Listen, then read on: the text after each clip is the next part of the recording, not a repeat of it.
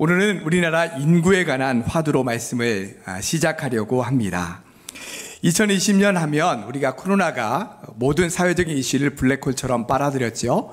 그런데 2020년에 코로나 말고 또 하나의 불명예를 기록하는 해가 되었는데, 그것은 우리나라 인구가 사상 처음으로 줄어들었다는 것입니다. 행정안전부가 발표한 인구 통계에 따르면 작년 말 기준 우리나라 인구는 5,182만 명으로 2019년 대비 2만 838명이 줄었다고 합니다. 작년 출생자 수는 27만 명이었고요. 사망자 수는 30만 명이었습니다. 이렇게 출생자 수가 줄고 사망자 수가 늘어나면서 인구 데드크로스 현상이 일어나게 된 겁니다. 그 전까지는 그래도 출생자 수가 훨씬 더 많았고 사망자 수가 훨씬 더 적었었는데, 그게 작년에 서로 크로스 현상이 나타나게 된 거예요. 이제는 점점 더 앞으로 출생자 수는 줄어들고 사망자 수는 늘어나는 현상이 계속될 거라는 거죠.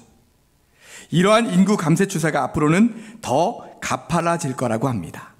앞으로 점점 사회 전반의 경제 또 심리적인 불안함들이 커져가면서 젊은 층들이 결혼과 출산이 줄어들게 되고 1인 가구의 비율이 늘어나고 비대면 생활들이 점점 확산이 되고 또 경쟁 사회가 점점 늘어나게 되면서 저출산이 가속화될 거다라고 하는 것이 전문가들의 이야기입니다.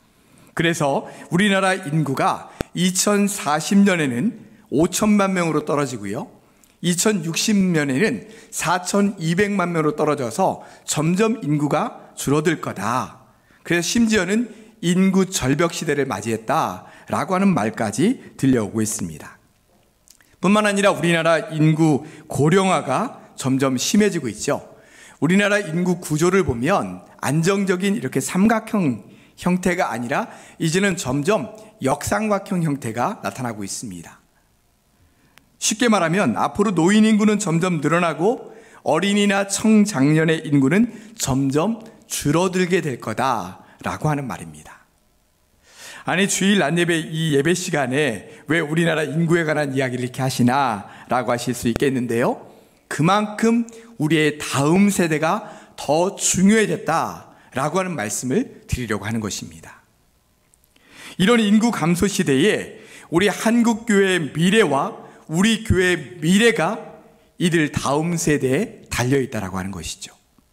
지금 우리가 우리의 다음 세대를 잘 세워가지 않으면 10년, 20년 후에는 유럽 교회처럼 노인들만 남아있게 되는 그런 교회가 될지도 모릅니다. 그러므로 우리가 이 다음 세대를 부지런히 세워가야 합니다. 여러분, 우리 교회 4대 비전 잘 아시죠? 그 비전 안에 다음 세대에 대한 그런 비전이 있습니다. 우리 오랜만에 우리 교회 4대 비전 함께 한번 읽어볼까요? 살아있는 예배, 깨어 기도하는 교회, 다음 세대를 세우는 교회, 예수님의 제자로 양육하는 교회, 지역사회를 섬기는 교회라고 하는 이 네 가지 비전을 우리가 가지고 있습니다. 그 중에 다음 세대에 대한 비전이 분명히 있죠.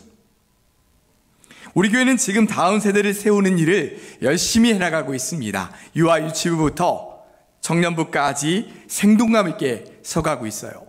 물론 지금은 코로나 때문에 함께 모이는 것에는 어려움이 있고 또 제약이 있는 건 사실이지만, 그러나 유튜브나 줌을 통해서 우리가 온라인 예배를 드리고 있고요, 또 반별 모임까지 진행을 해나가고 있습니다. 또 감사하게도 최근 2년간 어린 자녀들 둔 여러 가정들이 우리 교회에 등록해서 다음 세대가 점점 또 채워지는 일들도 일어나고 있어요. 이렇게 우리 교회의 교회학교가 잘 세워질 수 있도록 지금 열심히 섬기고 있는 우리 교역자들, 또 우리 교사들이 얼마나 감사한지 모릅니다. 2, 3년 전만 해도 우리 교사들 수가 많이 부족했죠. 마치 교회 안에 3D 업동처럼 교사에 지원하려는 사람들이 많이 없었습니다. 물론 이렇게 하는 것은 우리 교회뿐만 아니라 지금 대부분의 교회들이 겪는 똑같은 어려움입니다. 워낙 교사가 힘들고 많은 헌신을 요구하는 봉사이다 보니까 많은 분들이 꺼려하기 때문이죠. 그런데 이 또한 감사하게도 최근 2년 동안 우리 교회 교사들이 점점 채워지고 있습니다. 또 현재 우리 교사들이 얼마나 열심히 섬기고 있는지 몰라요. 너무 감사한 일이죠. 사실 교사는요, 정말 중요한 직분입니다.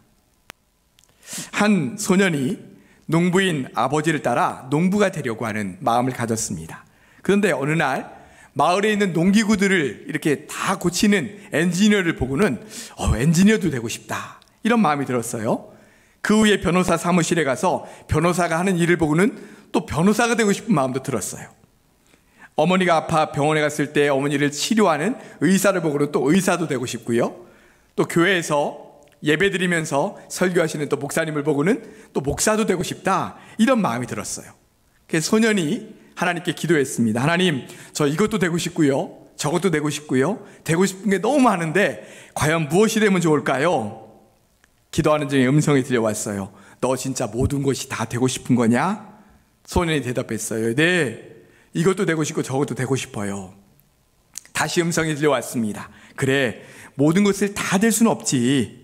그러니 너는 그런 사람들을 가르치는 선생님이 되거라. 그러면 내가 가르치는 농부, 엔지니어, 변호사, 의사, 목사, 그들이 다 나중에 자라서 그 제자들이, 너의 제자들이 그런 직업을 가진 사람들이 될 거다. 그러면 너는 모든 것이 되는 거다. 이렇게 음성이 들려오더라는 겁니다. 그래서 이 소년은 아주 훌륭한 교사가 되었습니다. 이 사람이 바로 우리가 너무나 잘 알고 있는 계몽주의 교육자 루소라고 합니다. 근데 저는 여기에 하나를 더 하고 싶어요. 교회학교 교사가 되라. 그러면 한 사람의 인생을 바꿀 수 있다. 이렇게 더 하고 싶습니다. 교회학교 교사는 어린 영혼들에게 예수님을 심어주는 존재예요. 어린 영혼들에게 진리를 가르쳐주는 사람들이죠. 그러므로 교회학교 교사는 한 사람의 인생을 바꿀 수 있습니다. 변화시킬 수 있어요. 스승을 잘 만나서 인생이 바뀐 이야기는 너무나도 많습니다. 한 소년이 있었습니다. 이 소년은 자신이 역사의 길이 남는 그런 인물이 되고 싶었어요. 그래서 목사님을 찾아가 여쭈었습니다. 훌륭한 사람이 되려면 어떻게 해야 됩니까? 목사님은 소년에게 친절하게 이렇게 가르쳐줬어요. 먼저 물었습니다. 하루 24시간 중에서 1시간씩만 내가 가르쳐주는 대로 할 수 있겠니? 예, 그럼요. 1시간, 겨우 1시간인데요. 목사님이 소년에게 말했습니다. 그래, 그럼 하루에 15분씩 기도하고 15분씩 성경을 묵상하거라. 그리고 15분씩 다른 사람에게 예수님에 대한 이야기를 하고 15분씩 사랑을 실천하거라. 그러면 너의 인생에 밝은 빛이 보이게 될 거다. 소년은 그때부터 목사님이 말씀해 주신 대로, 가르쳐 준 대로 그대로 실천해 나가겠습니다. 15분 성경 읽고 15분 기도하고 15분 하나님에 대한 이야기를 하고 15분 하나님의 사랑을 실천했어요. 그랬더니 그는 정말 전 세계를 누비는 사람이 되었습니다. 이 사람이 바로 세계적인 부흥사인 빌리 썬데이라고 하는 목사님이세요. 우리가 잘 알고 있는 빌리 그레함 목사님의 아버지 목사님이시죠.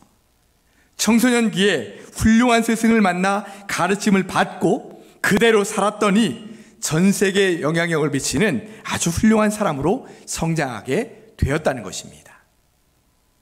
특히 교사의 위로의 말이나 격려의 말, 칭찬의 말 한마디가 어린 학생들의 인생에 얼마나 큰 영향을 미치는지 몰라요. 한 어린아이의 엄마가 아이에게 뭘 사오라고 심부름을 시키면서 동전을 주었습니다. 그런데 이 아이가 그걸 가지고 엄마가 사오라는 걸 가서 사와야 되는데 자기가 먹고 싶은 걸 사버렸어요. 그리고 맛있게 먹으면서 친구들과 막 재밌게 뛰어놀다 보니까 어두컴컴한 저녁이 되었습니다. 이 아이가 그때서야 정신이 번쩍 든 거예요. 그래서 집 앞까지 갔는데 집에 들어가면 아무래도 옛날 말로 다리몽둥이가 부러질 정도로 이거 혼날 것 같아서 집에 들어가지도 못하고 바깥에서 울고 있는 거죠. 그러다 문득 교회학교 선생님이 생각났습니다. 당시 선생님이 혼자 사시는 총각 선생님이셨는데 그 선생님을 찾아가면 무슨 수가 생길 것 같았던 거죠. 그래서 선생님의 집으로 찾아갔어요. 그리고는 울먹울먹하면서 선생님, 저 아무개예요. 이렇게 선생님을 불렀습니다. 그러자 선생님이 혼자서 라면을 끓여 먹고 있다가 자신을 부르는 소리가 들리니까 바깥에 나가봤어요. 나가보니 교회학교 자기 반 학생인 거예요. 너 왜 그러니? 무슨 일 있니? 그러자 이 아이가 이제 있었던 일을 선생님에게 이야기했어요. 그래, 엄마한테 혼날까봐 집에도 못 들어가고 여기로 왔구나. 들어와라. 같이 라면 먹자. 그리고 라면을 같이 먹고는 이제 책 가지고 있었던 책 중에 헌책 몇 권을 가지고 헌책방에 갔습니다. 그래서 그것을 팔아가지고 이 아이의 손에 동전을 쥐어주고는 집에까지 데려다 주었어요. 이 아이는 평생 그때 그 선생님의 그 따뜻한 사랑과 위로를 잊을 수 없는 거예요. 그리고 이 아이 역시 자라서 이 선생님처럼 다른 사람에게 사랑을 베풀어주는 사람으로 성장하게 되는 겁니다.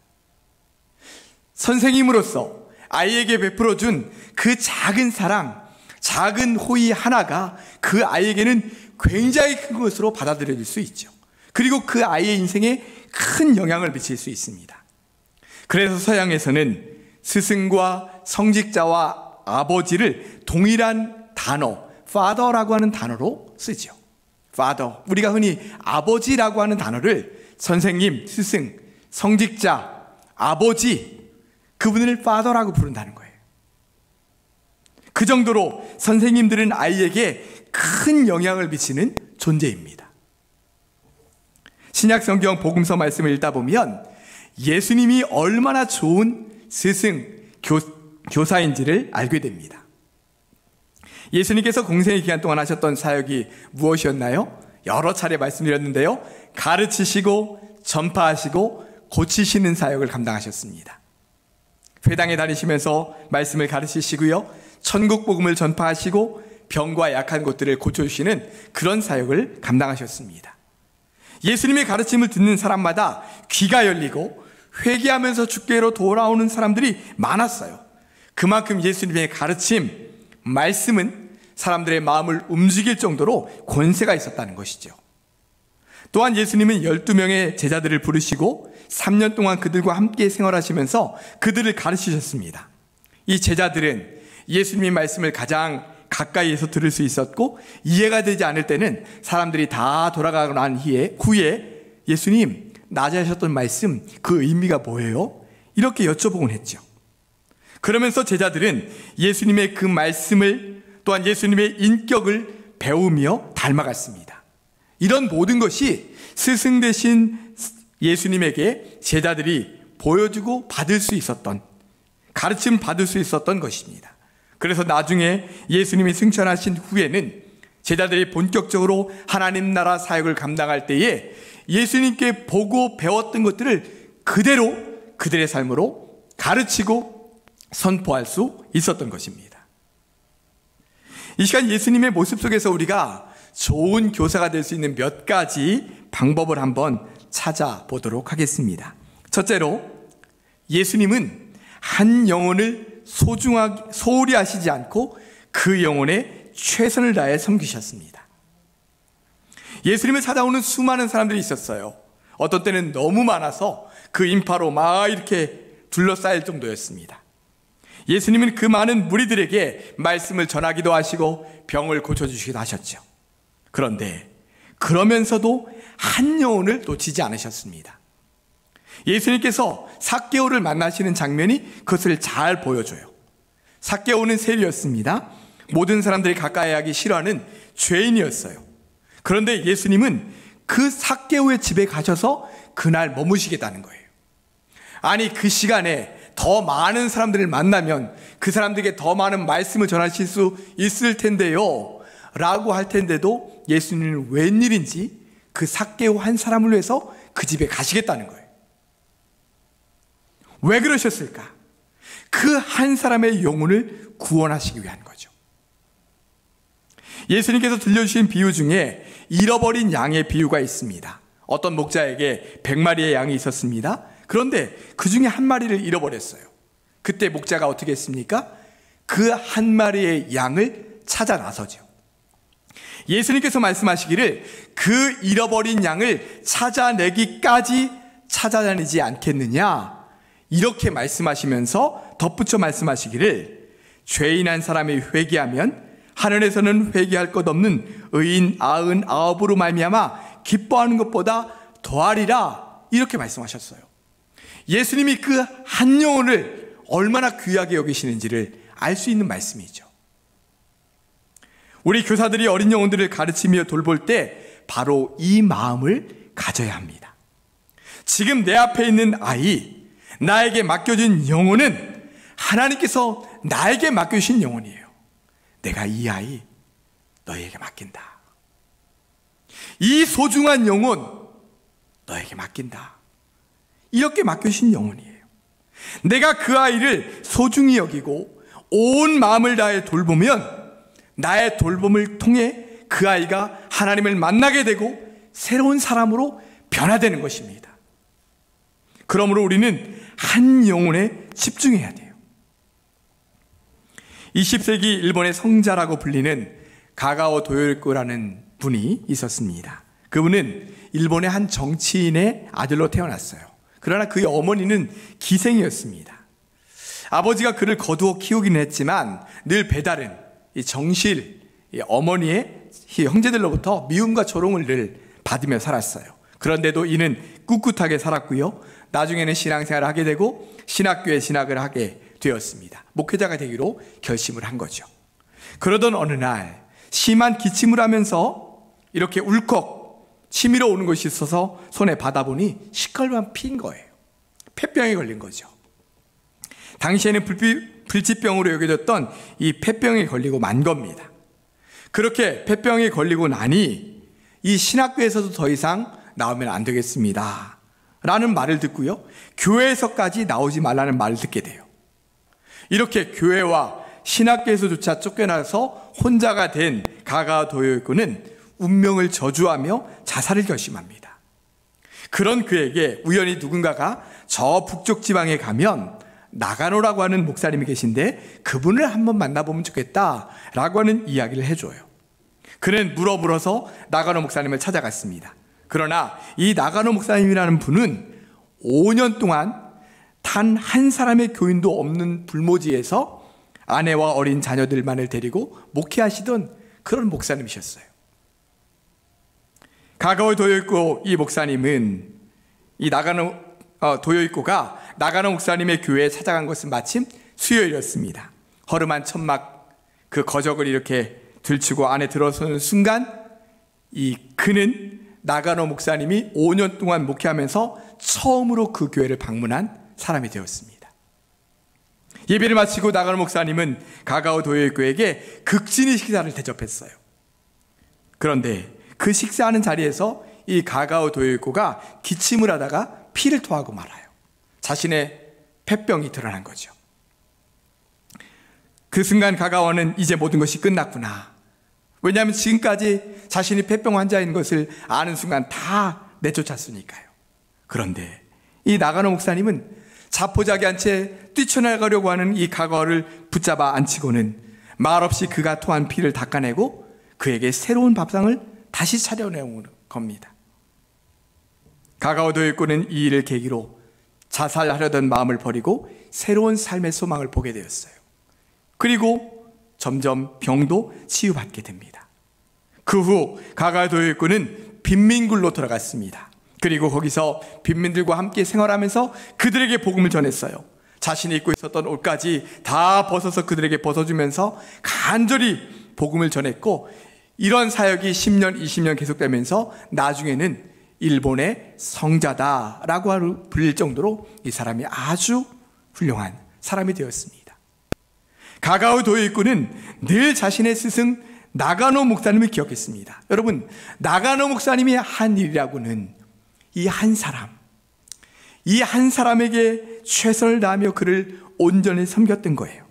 그런데 그 한 사람이 20세기 일본의 성자라고 불리는 사람으로 온전히 성장할 수 있었던 것이죠. 사랑하는 우리 교사 여러분, 그리고 성도 여러분, 예수님처럼 한 영혼을 소중히 여기시기를 바랍니다. 그리고 내 앞에 있는 이 한 명의 어린 영혼에게 최선을 다하시기 바랍니다. 그럴 때 나를 통해 그 어린아이가 변화되는 놀라운 역사가 나타나게 될 줄로 믿습니다. 둘째로 예수님은 섬김의 본을 몸소 보여주셨습니다. 예수님께서 십자가에 달리시기 전 제자들과 마지막 식사를 하셨죠. 그런데 그 자리에서 예수님께서 제자들의 발을 씻기셨습니다.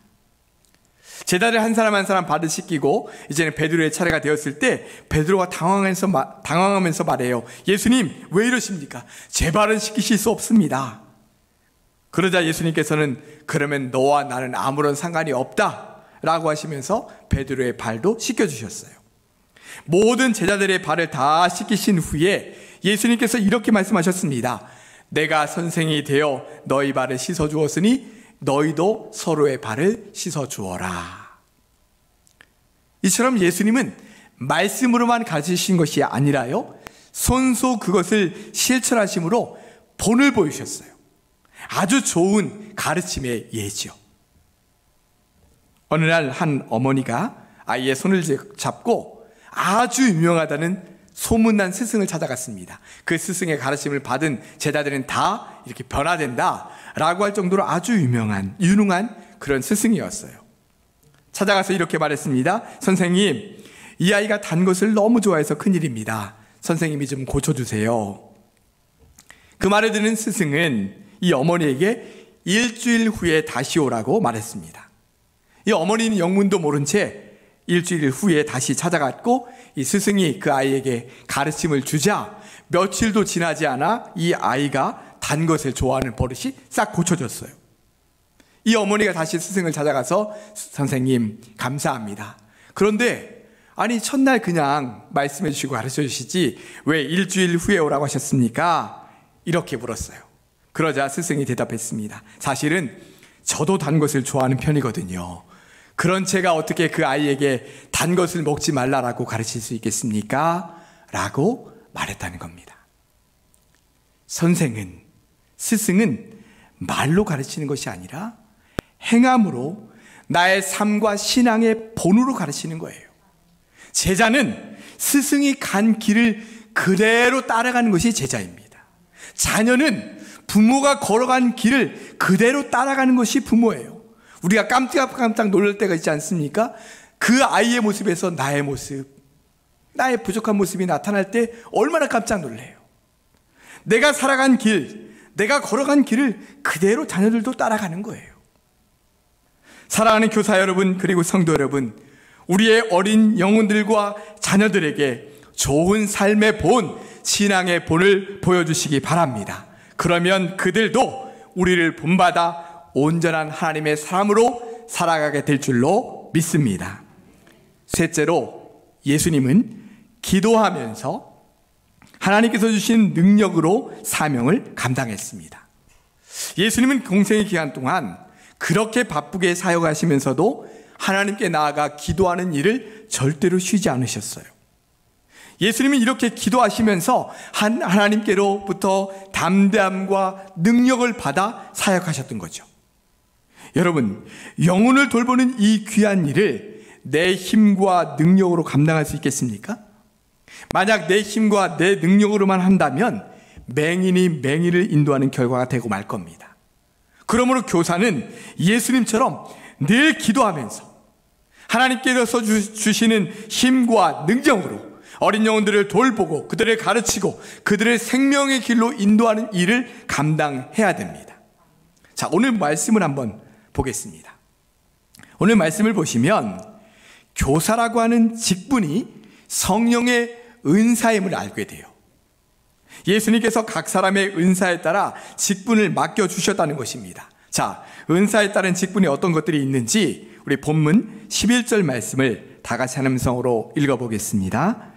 그가 어떤 사람은 사도로, 어떤 사람은 선지자로, 어떤 사람은 복음 전하는 자로, 어떤 사람은 목사와 교사로 삼으셨으니. 아멘. 자, 예수 그리스도께서 어떤 사람은 사도로, 어떤 사람은 선지자로, 어떤 사람은 복음 전하는 자로, 어떤 사람은 목사와 교사로 삼으셨다라고 말씀하세요. 그런데 지금 나열된 이런 사도, 선지자, 복음 전하는 자, 교사, 목사, 이런 직분들의 특징을 보면 다 가르치고 전하는 은사에 해당된다는 것을 알게 돼요. 그러니까 넓은 의미에서 보면 이런 지금 직분들이 다 교사에 해당된다는 것이죠. 그런데 중요한 것은 이런 직분들이 다 성령의 은사라는 거예요. 무슨 말씀이냐면 성령께서 주신 은사, 성령의 능력을 받아야 그 직분을 감당할 수 있는 직분자들이라는 거예요. 그러므로 우리는 내 힘과 능력으로가 아니라 성령의 은사, 즉 성령께서 주시는, 주님께서 주시는 능력을 받아 교사의 직분을 감당해야 되는 것입니다. 사랑하는 교사 여러분, 그리고 성도 여러분, 어린 영혼들과 우리 자녀들을 가르치고 돌보는 일을 감당할 때에 기도하면서 주님께서 주시는 능력 받아 감당하시기를 바랍니다. 그럴 때 나는 부족하지만 나를 통해 역사하시는 주님께서 우리 어린 영혼들을 온전히 인도해 주실 줄로 믿습니다. 말씀을 정리하겠습니다. 여러분, 이 세상에서 가장 가치 있고 의미 있는 일이 무엇일까요? 영혼을 변화시키고 영혼을 살리는 일 아니겠습니까? 다니엘 12장 3절에 이렇게 말씀합니다. 우리 다 같이 하나님 성으로 읽겠습니다. 지혜 있는 자는 궁창의 빛과 같이 빛날 것이요 많은 사람을 옳은 대로 돌아오게 한 자는 별과 같이 영원토록 빛나리라. 아멘. 교사와 같이 많은 사람들을 옳은 대로 인도하는 사람, 그 사람을 하늘의 별과 같이 영원토록 빛나게 하리라 라고 하는 놀라게 축복의 약속을 우리에게 주셨습니다. 교회학교 교사는 어린 영혼들에게 예수님을 심어주는 사람입니다. 진리를 전해주는, 가르쳐주는 사람들이죠. 교사의 사랑의 가르침과 섬김은 한 어린 영혼의 그의 인생을 바꿀 수 있습니다. 예수님께서 좋은 본을 보이셨다고 했습니다. 한 영혼을 소중히 여기고 그 영혼에 집중하셨다고 했습니다.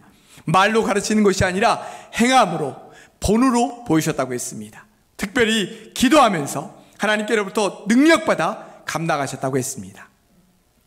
사랑하는 교사 여러분, 사랑하는 성도 여러분, 나에게 맡겨주신 영혼, 나에게 맡겨주신 우리의 자녀들, 그들을 소중히 여기고 최선을 다해 돌보시기를 바랍니다. 그리고 그들에게 좋은 삶의 본, 신앙의 본을 보여주시기 바랍니다. 특별히 기도하면서 주님께서 주시는 능력 받아 그들을 잘 양육하고 돌봐주시기를 바랍니다. 그래서 여러분들을 통해 많은 영혼들이 주님을 만나고 그들의 인생이 변화되는 놀라운 역사가 우리 가운데 풍성하게 일어나게 되기를 주님의 이름으로 축복합니다. 기도하겠습니다. 사랑과 은혜의 주님, 우리에게 사랑하는 자녀들을 주셔서 감사합니다. 나에게 교사의 직분을 맡겨주셔서 귀한 영혼들을 맡겨주셔서 감사합니다. 주님, 나는 부족하지만 나를 통해서 역사하시고 나를 부르신 주님께서 우리를 통해서 그 한 영혼 한 영혼이 변화되는 놀라운 역사를 이루어 주실 줄로 믿습니다. 주님, 우리가 사랑하는 마음으로 정말 뜨겁게 섬김으로 말미암아 수많은 어린 영혼들이 주님을 만나고 변화됨으로 말미암아 이 땅에 점점 더 어두워져가는 이 땅에 하나님 나라를 일궈가는 하나님 나라의 귀한 일꾼들이 많이 세워질 수 있도록 은혜 베풀어 주시옵소서. 역사하여 주시옵소서. 예수님의 이름으로 기도드리옵나이다. 아멘.